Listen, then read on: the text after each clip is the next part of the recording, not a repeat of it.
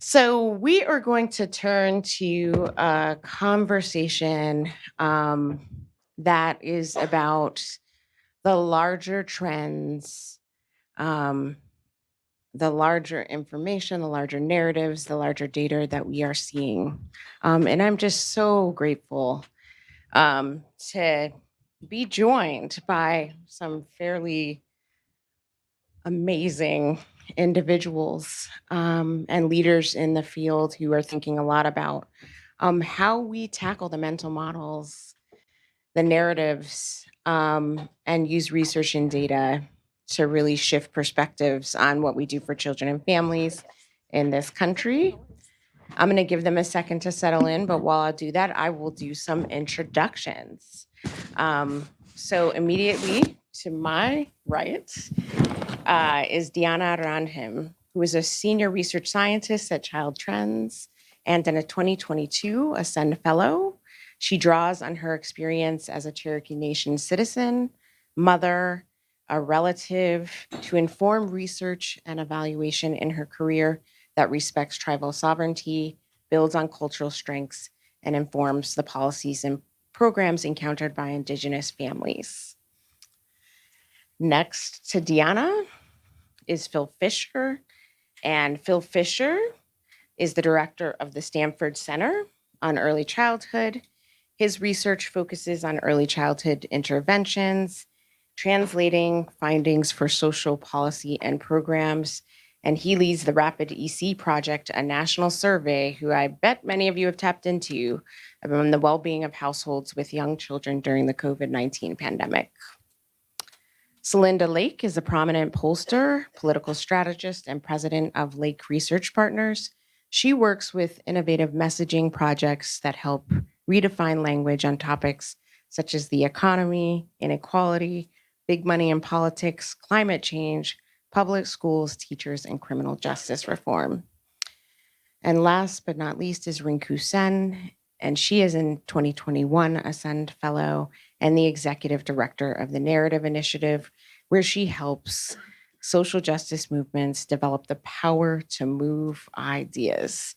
So, a wonderful and powerful panel to follow our parents and actually think about how we sort of advance those dreams. I'd like to start by asking each of the panelists, and we'll just go ahead down the line in order, to describe some of the learnings that are coming from the work that you're doing today. And you have about 4 minutes to do that. Okay, thank you, Jennifer. Thank you, Anne Mosley, and the Ascend team for the opportunity to speak with you. What I want to talk about is the rapid survey. So 3 years ago, actually last week, as the pandemic was spreading around the world, we launched the first in a series of surveys that has been ongoing since then. The reason that we did this was that we felt in the context of our work, working closely with families with young children, that there was a really strong need to bear witness to what people would be going through as the pandemic gradually impacted the well-being of children and adults in their lives. Since the pandemic started, we've spoken to and heard from over 16,000 families from all 50 states in the US. A year after we started, we actually launched a second survey of the early childhood workforce. And since we started that, we've heard from over 3,000 providers, including family, friend, and neighbor providers, as well as home and center-based providers. The data that we've been collecting has told a number of really powerful and compelling stories. Perhaps the most consistent piece of information that we've gotten is the tremendous amount of hardship that families have experienced in terms of their economic well-being.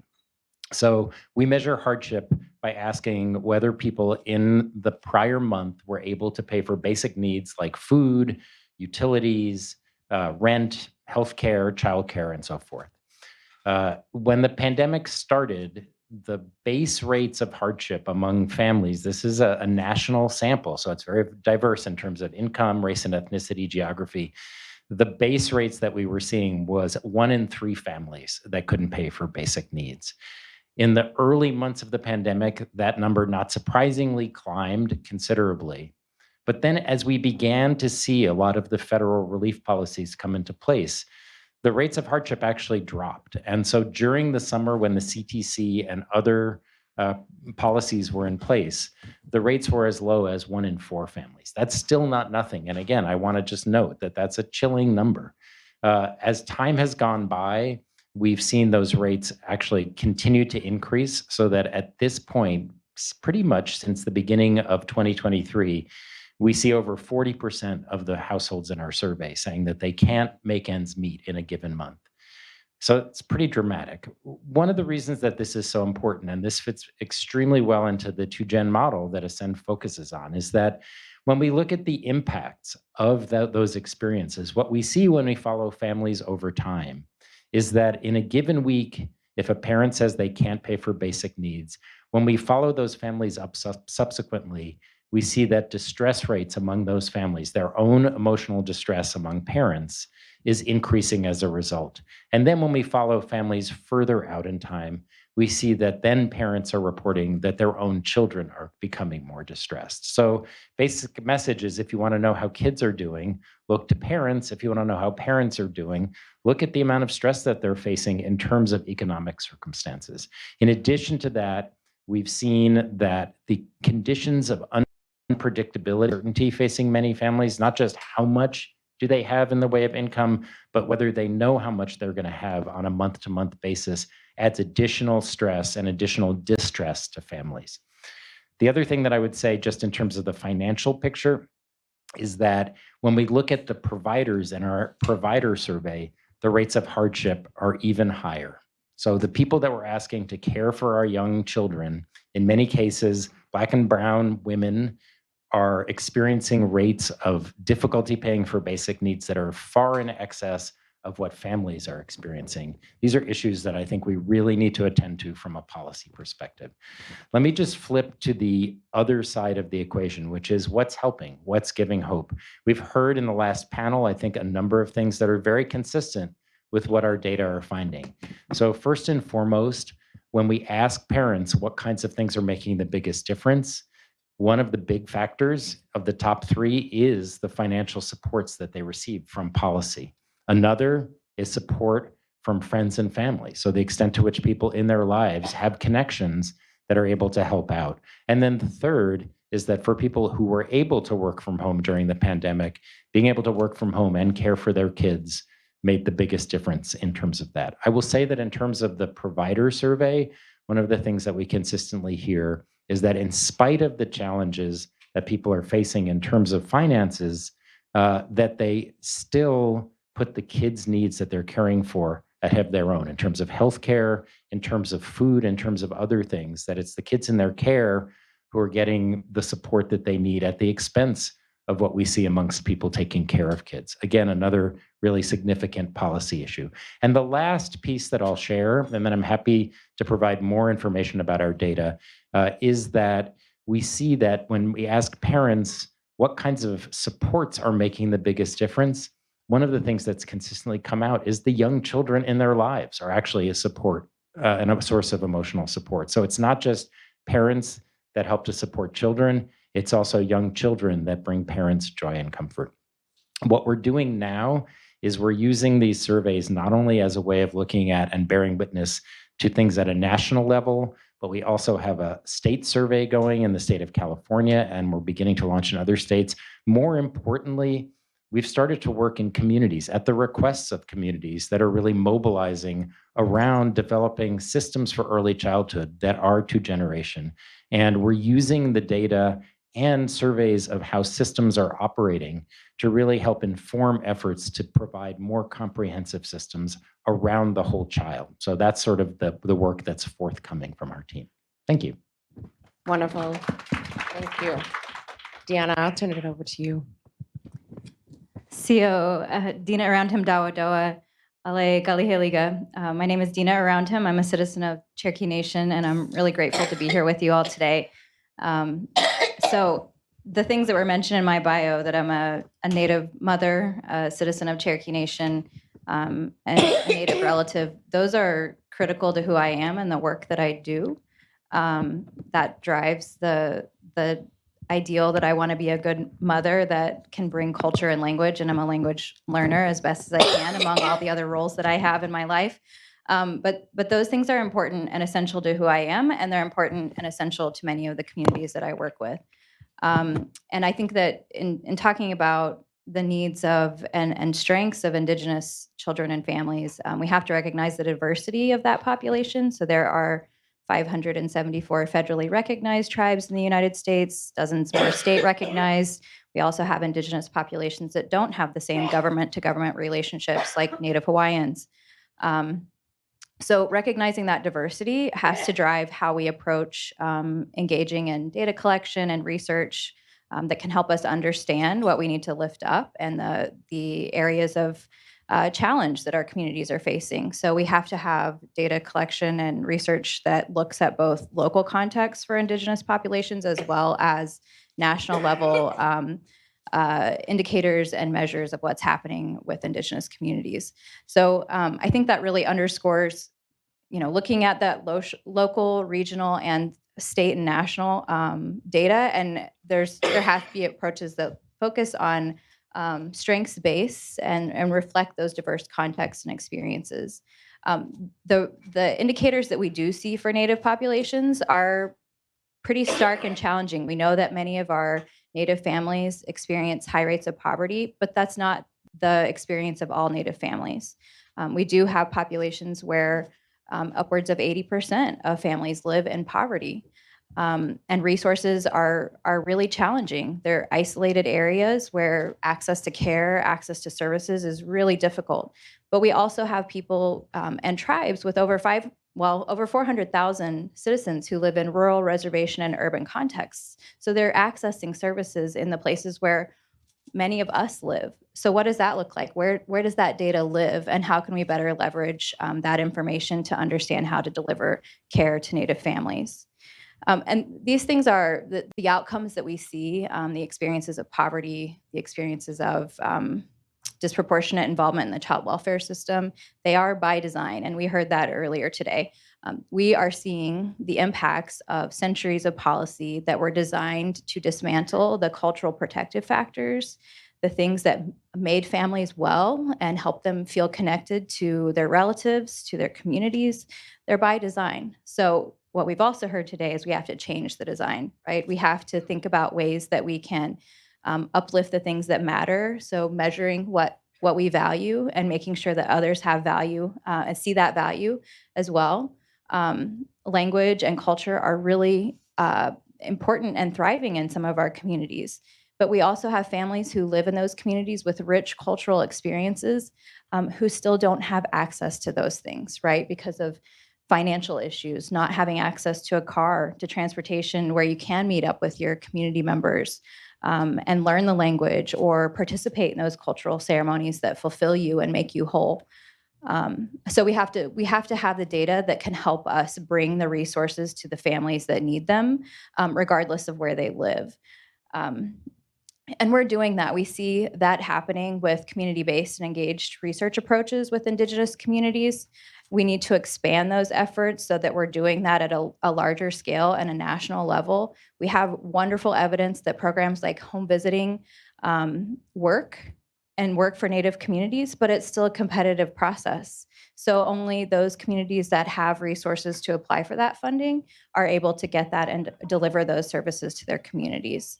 So we need to change that conversation and really look at ways that we can design research and evaluation to extend the benefits that we know can happen for Native communities and Native people. Thank you. Thank you very much. And I'll turn it over to Celinda, and I believe she's also going to have some visuals on the screen. So I do. And thank you so much. And I apologize for really bad allergies right now.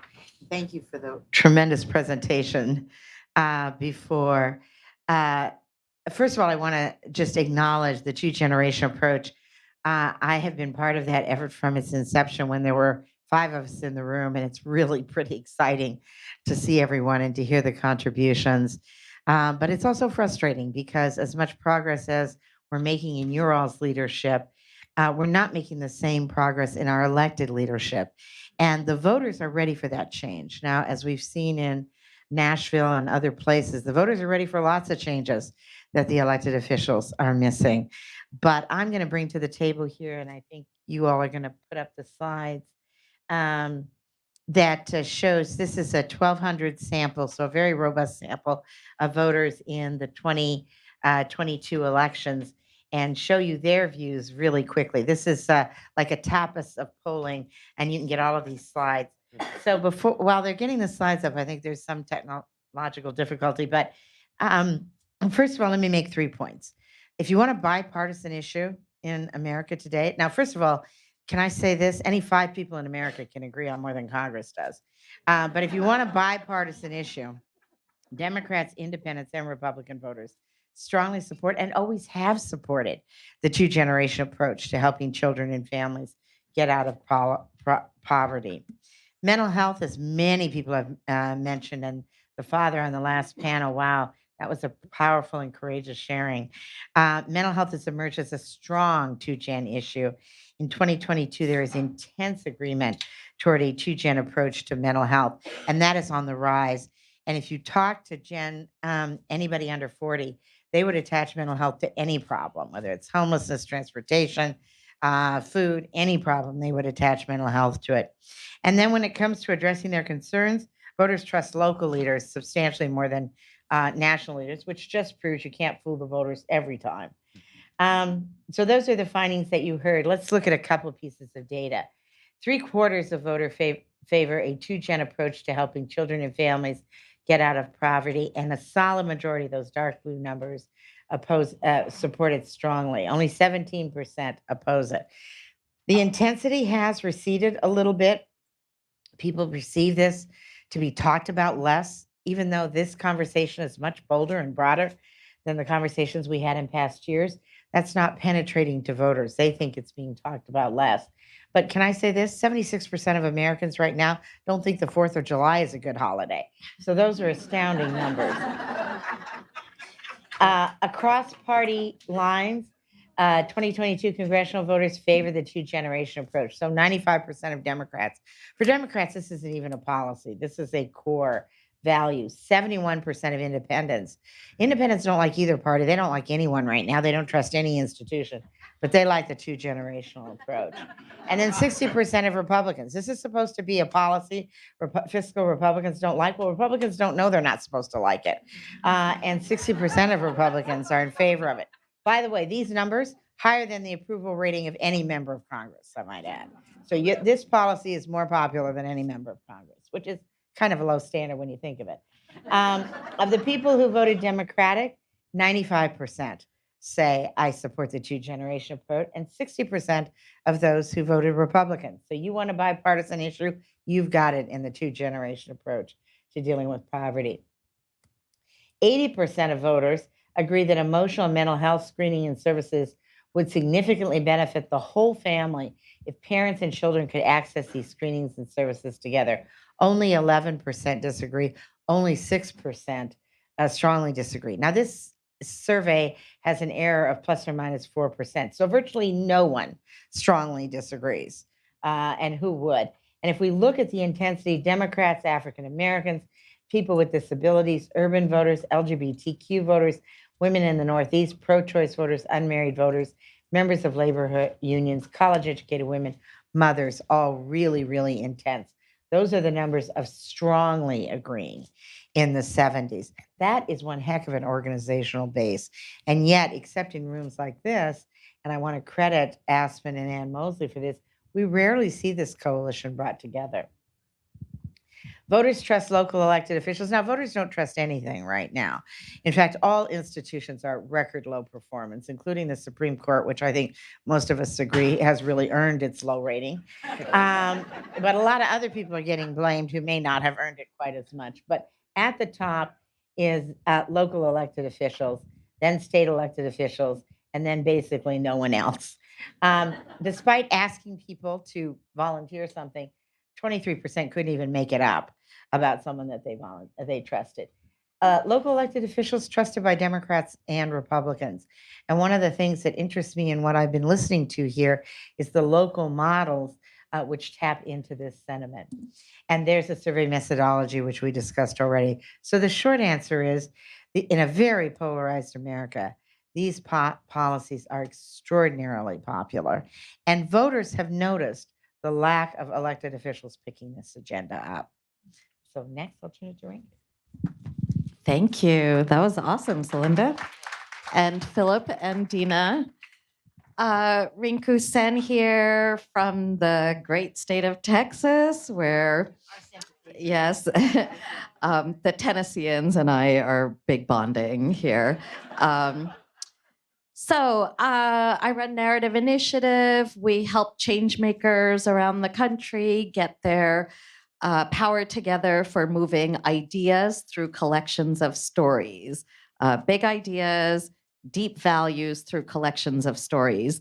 So I'm going to try to focus on which ideas and what kinds of stories on this panel. So it would be arrogant and ridiculous of me to say something like, here is the big idea, in addition to two-generation approaches that can unify all of us who work on family and child welfare issues, health and welfare issues. I don't have that for you. I don't have like, here's the big idea, we're all going to speak to it, because we need to land on that big idea together by going through a process that lets us examine our experiences of what works in communities, in the halls of power, in policymaking rooms, et cetera, and then making decisions.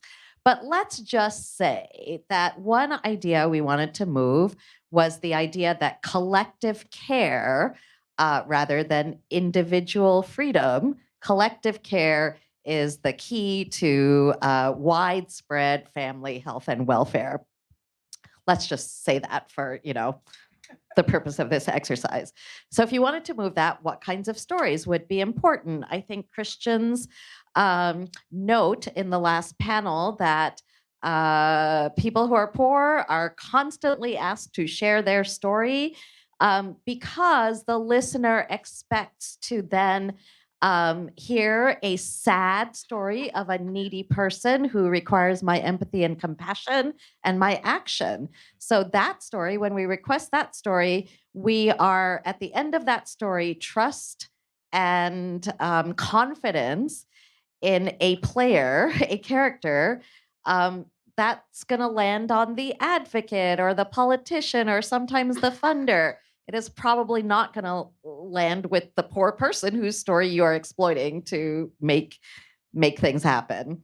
So I think we need to give people a lot of choice about how and when they want to share their stories, but really be asking for advice and solutions from families themselves who are making it work somehow day after day with helpers like us. So one set of stories, I think, are the stories of people helping each other out. There's a book out now called The Great Escape, which is about a group of Indian H-2B visa workers who essentially found themselves in kind of a forced work situation in here in the States.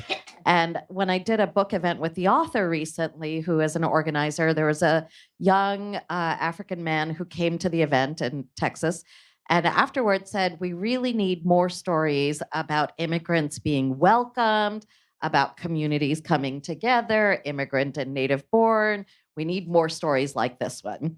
Second example, in looking at the Indian Child Welfare Act and all the coverage, all the discourse, conversation around it, it's very easy to find why the act is needed, what harm happened, all of the disproportionality data, why there needed to be such an act.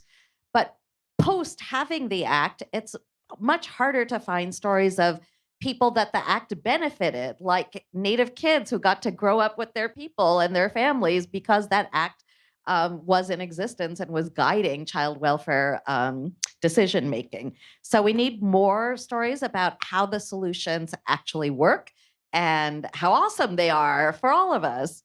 And then the last thing is, I think we need to contend over values that only a few people get to define right now in our country. When we look at work, for example, something you could explore is called the winning jobs narrative. I'm going to wrap up in 20 seconds. Winning jobs narrative. That is a group of communicators and organizers and researchers who are trying to figure out how to talk about jobs so that Americans can so that we can have an authorizing environment for great job, wage, insurance, economic development policies. And one of the things they observed is Americans value 4 things when it comes to jobs: hard work, absolutely nation of strivers; family, work lets you take care of them; freedom, work lets you make decisions about your life; and finally, fairness. Most of people like us who talk about jobs only address fairness. We don't do hard work for all kinds of reasons. We don't do much family. We don't do much freedom.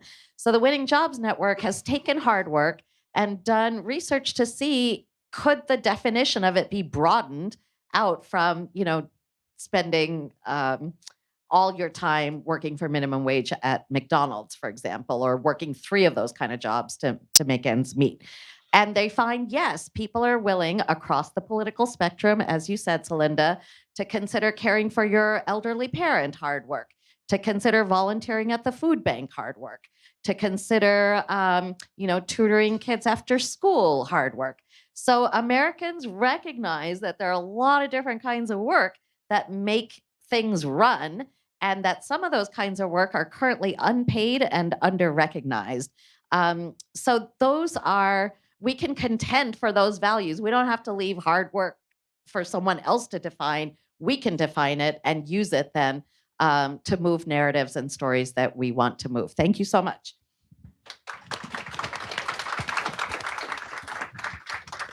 So, so much in just a short amount of time. And so start putting your thinking caps on, because I want to turn to your questions as soon as possible. I do have a few of my own. I will preface those with the moderator's privilege and say 2 things, provoke 2 things. One is perhaps it's not even just that we want to meet parents where they dream. It's that anchoring in their dreams is actually going to help us with the pathway forward, because that's what I just heard in this conversation here. And secondly, if we think about what trust in institutions looks like today, really actually understanding that we're ahead of the game and we have the ability to lead the future. So we may be the ones that we have been waiting for. And so I bring that to this panel, and I'll ask you each to answer this question, which is, what is your challenge to us, the call to action that you think needs to be carried out to get us closer to sort of realizing what we need to do for children and families in this country, and in this context of where families are at now? And I'll let anyone jump in with thoughts. Well, I think that we need to tie it to right now, the dialogue is often too transactional. And I think we have to tie it, and Rinku, you are the expert in this, but I think we have to tie it to bigger values. So we have the lowest percentage of people in America's history who now believe that the American dream is possible for their children, 26%. That's an astounding number, because Americans kidded themselves perhaps, but most Americans said, you come to this country, or you came, or obviously some people were here already and some people were imprisoned and came, but in general, you work hard for the benefit of your children. Your children are going to do better. And in a focus group, one person said, in this country, you used to be able to work hard and get something really awesome for your family. Now you work hard and you can barely make ends meet. And so I think we need to tie it to something aspirational, something hopeful. I think we need to move from a deficit model to an asset model. One of the things I've always loved about the two-gen approach. And one of the things I loved about the previous panel is the conversation was centered on the assets that people were bringing rather than what they didn't have. The local approach is the assets that people are bringing. And then I think we have to realize that some of the values that we hold dear are contested values. Fairness is a very contested value right now. The right is arguing about what is fair. And that's just one example of many. So we need to establish our values frame.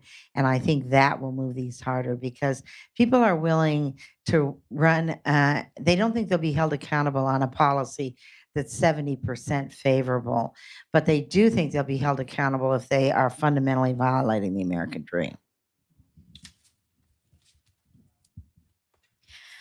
Yeah, thank you. So I think I would say that we need to invest the power and resources in Native leaders and communities to make decisions for their communities and the families that live there. And that's hard. It takes changing systems and shifting power in ways that are probably uncomfortable because they've existed that way for decades. But I think in the work that I do with Native children and families, for example, at the Tribal Early Childhood Research Center, we have communities of learning that are looking at things like what parenting and family care practices support early connectedness and early relational identity for Native families and children. That's really important work because it values what's important to Native families, but it has to be done in a way that's protected and leaves the benefit with Native children and families, not the benefit for research, not the benefit for other partners, because it needs to live there and benefit Native communities. But it has to happen in a protected way because you're talking about documenting cultural practices and beliefs that have been used against Native families in the past. We're also looking at things like family economic well-being, changing the narrative from a deficit approach to what does it look like to support families. We're really early in that work, but we're already hearing that we need to stop asking, do you have the resources that you need to do X, Y, and Z things that are common in today's mainstream world, but looking at things like, are you able to support communal resource sharing? Giving is an important aspect and element of Native communities. And if you don't have resources to give and help support that communal well-being, then maybe you don't feel fulfilled. So how can we shift that narrative and start talking about what's valuable to Native communities? And I think asking those questions means funders and others that we work with have to shift that power to Native communities and Native leaders. I'd love to pick up on what you were just saying, Deanna, that because in tribes, self-determination is legally mandated by the federal government. I think the challenge that we're facing nationally is one of community self-determination. I think it's true in tribes for sure, given the historical experiences.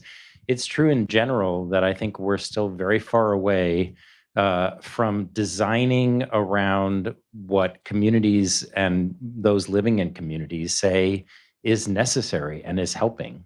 And just to give an illustration of kind of what happens when you ask, the survey that we've been conducting not only has questions, but we also ask open-ended questions. In the past 3 years, we've gotten over 300,000 responses from the parents that have taken our survey in response to questions like, what are the biggest challenges and what's helping the most? And for Celinda, what would you like your policymakers and elected officials to know?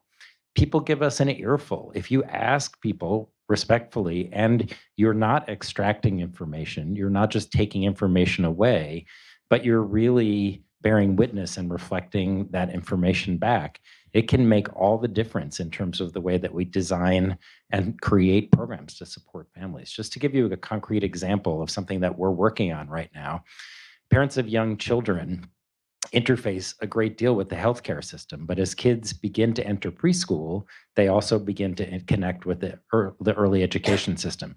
Those two systems are completely unlinked.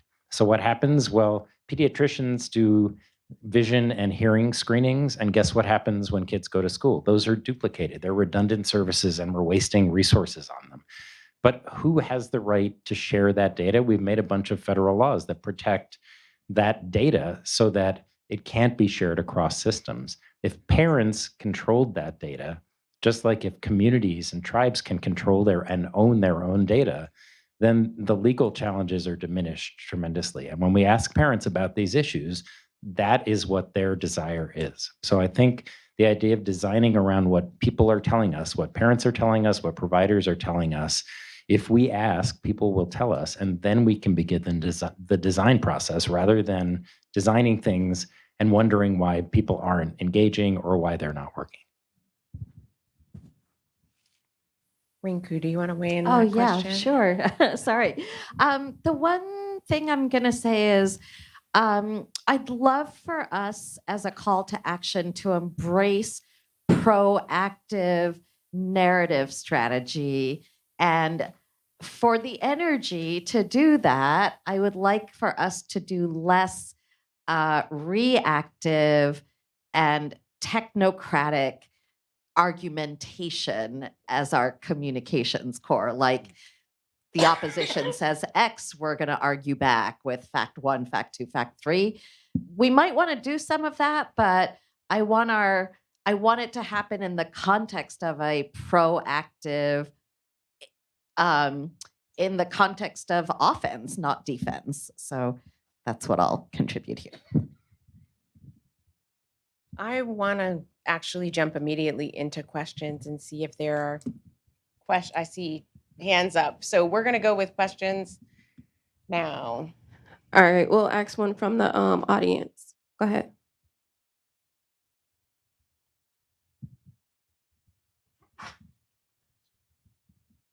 Thank you all.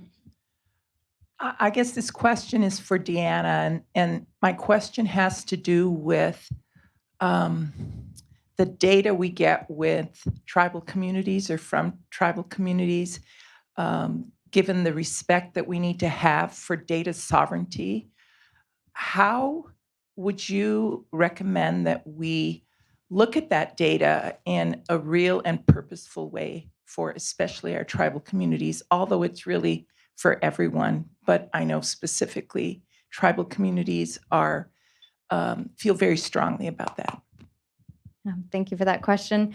I would say that looking at that data in consultation with tribes, there are many models for setting up advisory boards, or in the work that I've done in the past with tribal IRBs, really understanding what the needs are around the data and making sure that it can be done in a protected way, and ultimately realizing that the researcher does not own the data, the community owns the data. That's information that people contributed under a certain set of parameters, and it should be used for that purpose.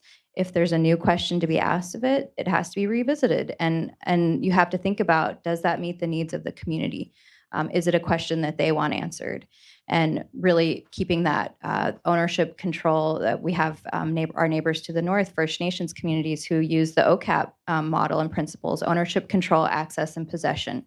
That data was collected, for a certain purpose with First Nations populations. They should own, control, have access to, and possess that data. And our Maori colleagues as well are doing a lot in this area, and we can learn from them around community engaged models where the power sits with communities. So it takes longer, and it has a lot of value.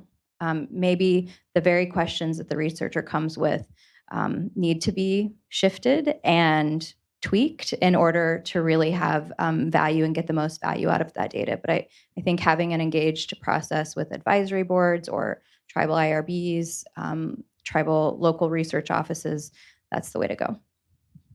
Thank you. Thank you. All right, and this is from our friends from the virtual realm.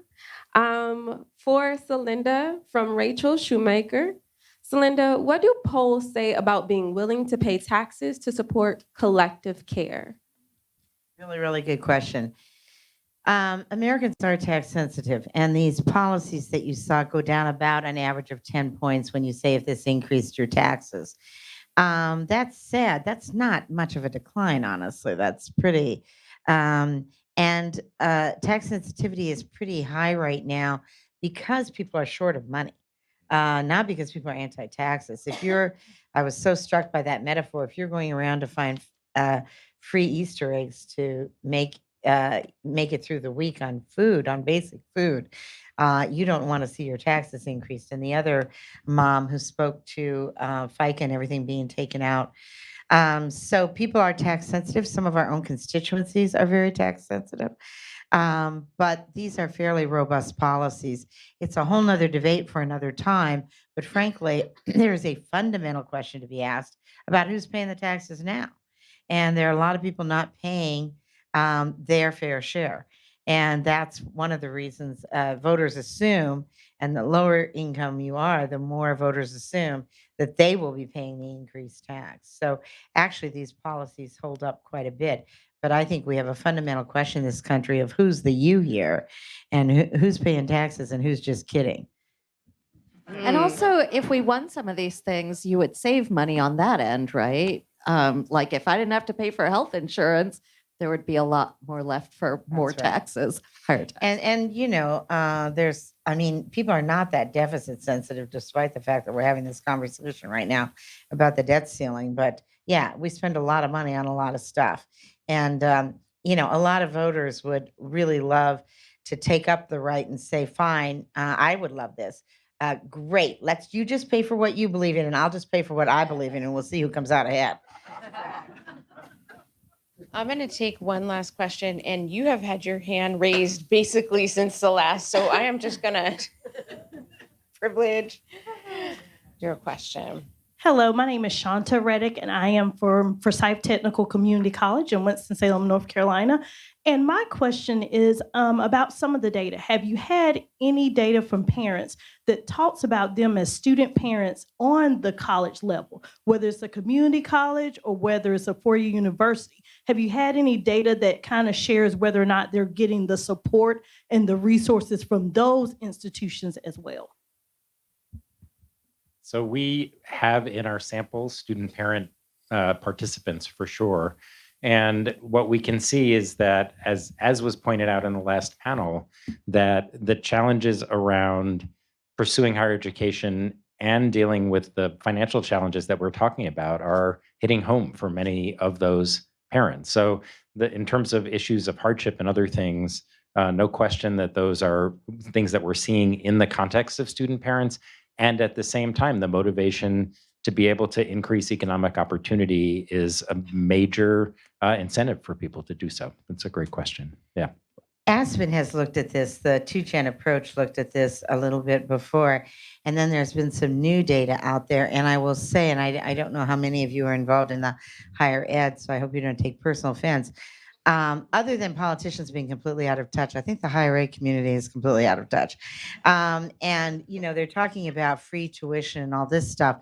You know, 50% of Americans do not have $500 in savings. Free college is not free. You have to pay for, I mean, we know that you have to pay for, to get there, you have to pay for the housing, the food, the books, the fees. And a lot of families, if they have one child in college, because of the spacing of their children, are going to have two children in college. I mean, I grew up on a very middle-class ranch, and my family subdivided their ranch because they literally ran out of money to put my brother and I through college at the same time. And that was the middle class. So there hasn't been nearly enough work done on this. And the 360-degree view that needs to be taken is very, very important. And then everywhere we have an opening now, right now, because of the infrastructure bill, we have tremendous openings in terms of apprenticeship training. The capitalism comes barreling right in, but some of it's good and a lot of it's a ripoff. And so we have fly-by-night organizations taking advantage of these new opportunities faster than government and universities are taking advantage of these opportunities. Oh man. So Rinku, Celinda, Phil, and Dina. So much wisdom.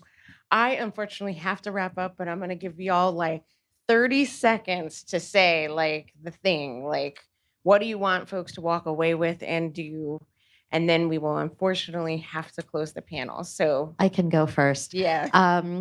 It's not just about the quality of the storytelling. We can tell beautiful stories about wrong ideas. That happens a lot. So really, it's about the quality of the values and the ideas and our strategy for inserting them into all of the spaces where we can. Thank you. I would say start with shared values that I learned from Renko. And then I would also say, I would guarantee you that 75% of our elected officials do not have the two-generation approach in their head. And it would make sense to at least half of them, which is a high ratio. So I think we need to get the word out about so that everyone brings that lens to their analysis of policies in the future. I will pick up on Celinda's comment about higher ed. As somebody in higher ed, I would say that we are in the process of really trying to reconfigure and redefine the role that research plays in communities. And rather than being top down and extractive, that we see that we have a role to play, but the role is to be humble and to provide the resources that we have and make them accessible, and that communities and citizen science are really the wave of the future in terms of how all of this is happening. And so we're working to transform that, and we remain really committed to that as part of what we can do to make a difference.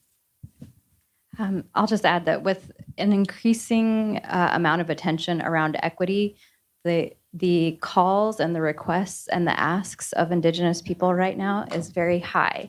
That is both welcome and daunting. So I will say that while I've talked about the need for local and contextual information that respects tribal communities, each of you has a role to play in advocating for Indigenous peoples as well by getting to know the Native people in your surrounding area, the needs that they have, and then approaching them in a thoughtful and respectful way that will give them the space to jump into the conversations when they have the time and energy to do so.